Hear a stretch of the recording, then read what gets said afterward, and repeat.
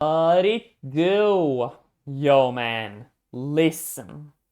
Today, I'm gonna be talking about fixing the bad characters in Tacticus. Let's get right into it. So, as you know, just like in any other game, there is a well-defined meta for Tacticus. When it comes to guild raids, we play Extor Row, Ragnar Blackmane, and Neurotrope comps. For PvP, we mostly play Ragnar Blackmane comps because they're just better than everything else.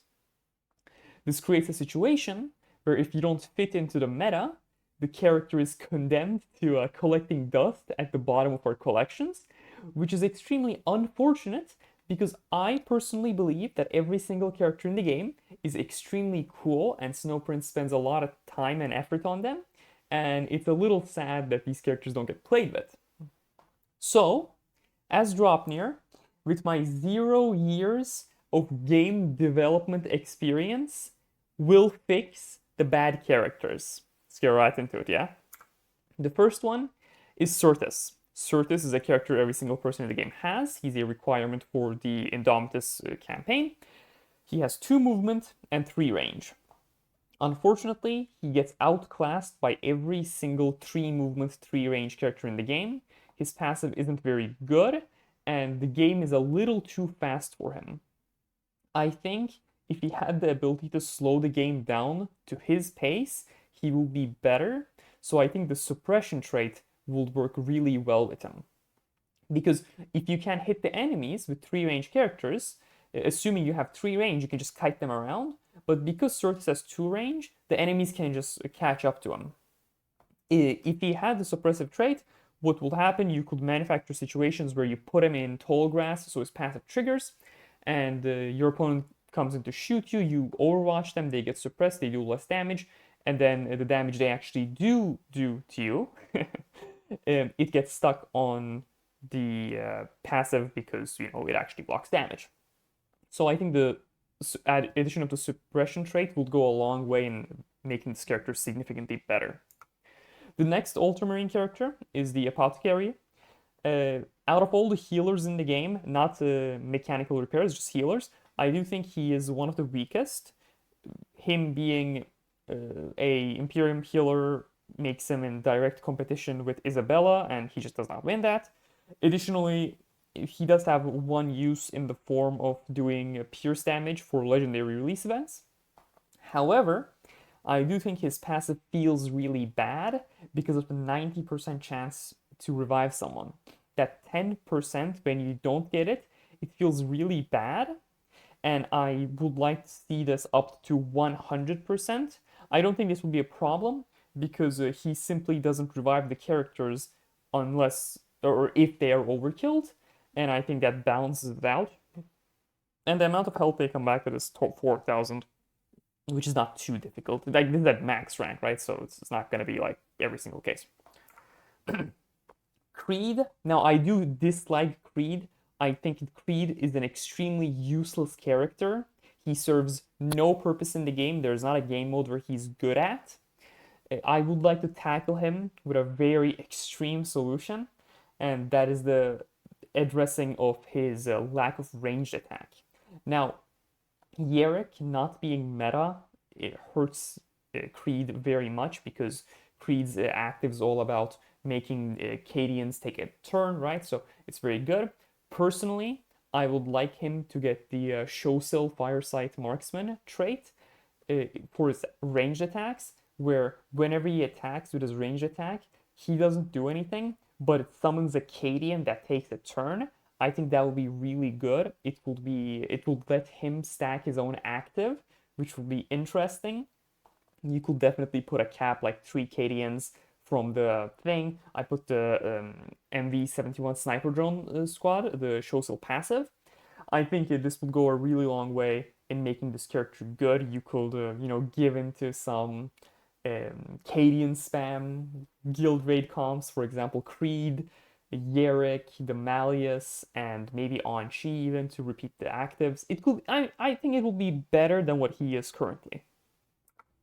Volk, I do think Volk is the weakest 6 hitter in the game you might think to yourself, hey, Draupnir, what about the Necron 6-hitter? What about the Tyranid 6-hitter? Well, they have applications. First things first, the Necron 6-hitter is required for campaigns, so he has that use. And the Tyranid 6-hitter is the Winged Prime, which does have some niche applications for boss trapping and whatnot, and the fact that like he summons something makes him have 8 hit essentially. So I do stand by saying Volk is the weakest 6-hitter in the game. The fact that he's not used for campaigns is really bad. He has 2 movement, 3 range. He's extremely slow, difficult to maneuver. Additionally, he is made out of paper. I understand he's supposed to be a glass cannon type of unit. However, he is he's very much glass, but not cannon. I do think his passive, if it were to be up to 100% of the time, he will actually be really good because he will get plus 1000 damage on 6 hits and plus 20% pierce ratio on all of his attacks. He will actually be really good, and he will promote the ranged multi-hitter meta. Like, not meta, but like it will be a reasonable competition instead of where he is now, just completely useless. So I do think the passive at 100% of the time would be extremely well for him. If I could make one change, this would be the change I would make. Abidon. Now, Abidon sucks, okay? I'm not going to go into why he sucks. We all know he sucks. He's ass. I made videos about him. He's not good. It's mostly because of his passive. The buffs he gives is extremely limited, and he can only buff Chaos units. I do think giving him the Calgar equivalent passive, but for Chaos, would be really good. What do I mean by this? You can see the Rites of Battle. Adjacent friendly units gain 900 damage. Imperial units gain 1300 damage instead.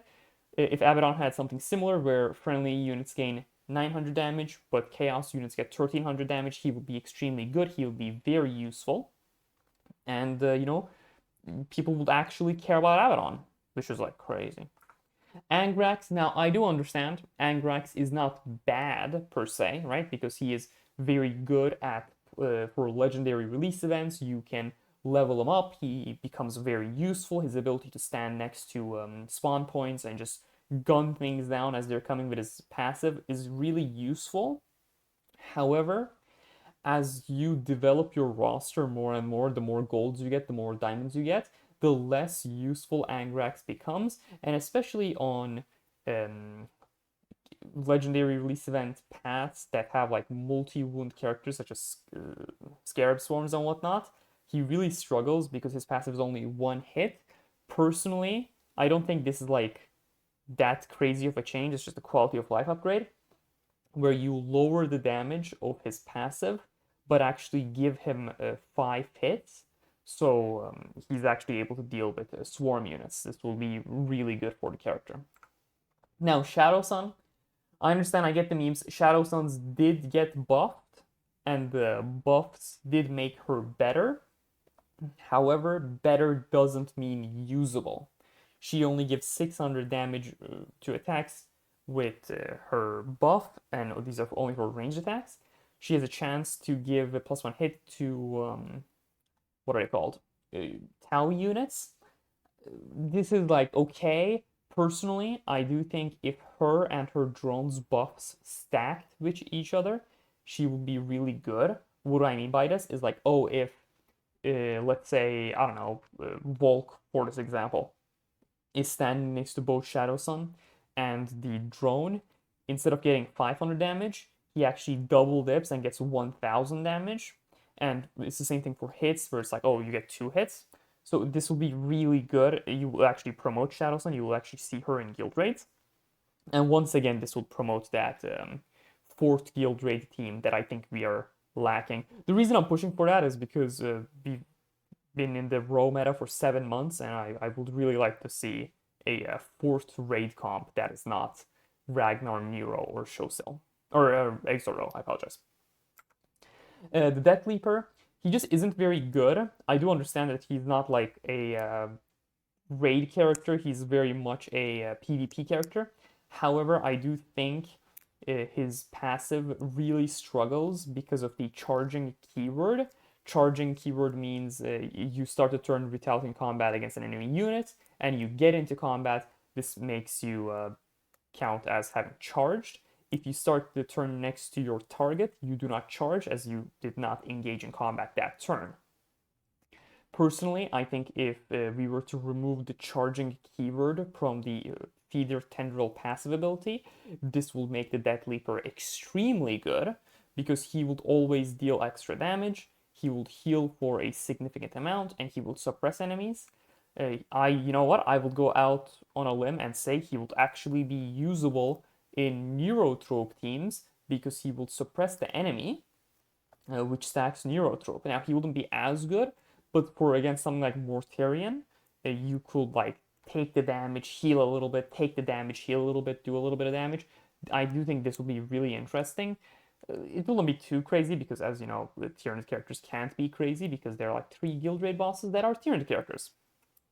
Asmodai. Now, I made a whole video about why Asmodai is cope. I will, I won't like act like this change will make Asmodai really good, but I do think it will be a good quality of life change. The way Exemplar of Hate, his passive works is like, he marks an enemy unit, and if they're chaos, Asmodai or another friendly Dark Angels character immediately takes a turn against them, but their damage is capped. Personally, I do think that removing the or word from the active ability would make it significantly better, where if it was all friendly Dark Angels units attacked the target that got Exemplar of Hate put on it, that would be good. Dark Angels characters are not good for guild raid meta, however, this would be interesting. It'll be cool, like, oh, my whole team attacked, and like, your whole team isn't very good, but I'm just improving the character, I'm not making a meta. Vitruvus. Now, we just had his legendary release event. I have been getting a lot of questions about, oh, is Vitruvus good? Should I build Vitruvus? And I do appreciate all those questions. Unfortunately, Vitruvus is probably not as good as most people think because of the fact that his passive is capped. I'm not going to ask for removing the cap because it would be a little too strong. Personally, I do think making the passive stackable would be good. What do I mean by this? Is, like, for example, Vitruvus attacks Mortarion. Mortarion has it so the next 3 attacks will get +1 hit. And you pass the turn, and then Vitruvus attacks again. Now, there are 2 stacks of Vitruvus. Like the first one from the last turn, and then this one from this turn. So if the Neurotrope were to attack, it will get +2 hits. This wouldn't be overpowered because those hits are only capped at 7,000 damage. I think this will be nice. Like, it wouldn't make him like super duper crazy, but it will be nice. Ancient Tor, I do think this is a very useless character. Like, also, just very important. When I say useless characters, I'm not like attacking you if you like the character. Like, I always say, if you like a character, that's reason enough for you to build them. I just want all characters to be better in the game. I want everything to be viable in some sort of way. So aside from being needed in a campaign, he doesn't really do anything. His passive is very similar to Vitruvus, but for melee attacks. I do think if the passive was improved to 3 hexes, it would be better. Perhaps not meta, but it would be nice. It will be he will make him more viable. I mean, you can even move to 4 range. I don't think it will be that crazy, but 4 is just a little too big. So I think 3 is very reasonable. Now Ascor is like the last one that I'm going to talk about. I did talk about him previously, where his passive is very difficult to use fully. It has 2 parts, where each time he takes attacked, he builds a stack. For each stack, he deals 300 damage. This is good because he has a demonic trait, so his damage stat going up makes him more durable. And if he kills an enemy in battle, 50% of the damage, which is I think like 1300 at max stacks, it buffs adjacent chaos units in melee. So I do think this passive is extremely restrictive. Personally, I would like to see some of the restrictions lifted. I think getting hit 8 times is a part of the identity, so I don't want to touch that. But maybe the killing an enemy, that could be removed, so it's just like, oh, you just buff non-stop. Or maybe removal of chaos buffing, so you could buff everything. Or perhaps removing the 50%, so you actually do give like 24, or I don't know, I'm bad at math. But like you will give over 2,000 damage buff in melee to friendly chaos units, which will, really promote some sort of Karn meta where it's like, hey, oh, Karn has 12 hits. That's like plus 2,000 damage for every single hit. That will be really crazy. So I think there's a lot that can be done. Now, I understand, I'm so brave, I'm so bold for making videos online. I'm just so brave. No, but I do think characters are underperforming, and the characters you've seen in this video are not the only characters that are underperforming. I just would like to see them become better, and I think the more viable characters we have in the game, the better the game is, because, collecting characters is cool and all, but the fact of the matter is, if a character doesn't really do anything, there is just no reason to level them up, and if you don't level them up, you don't really play with them. And it's a waste of really talented people's works in Snowprint, because I do really like the characters, especially like the art team has been killing it. Like we don't have an ugly character, which is crazy. But yeah, with that being said, I hope you enjoyed the video. Goodness, I yapped a little bit. Thank you much for watching the video. I genuinely appreciate you doing so. Referral code is in the middle of the screen if you want to enter. It's a great to support channel. And you do get 100 Blackstone shards, which is pretty good for you too. However, you can only enter one person's referral friend code, so choose who you pick carefully. And with that being said, thank you very much for watching the video. Have a good day, and stay safe.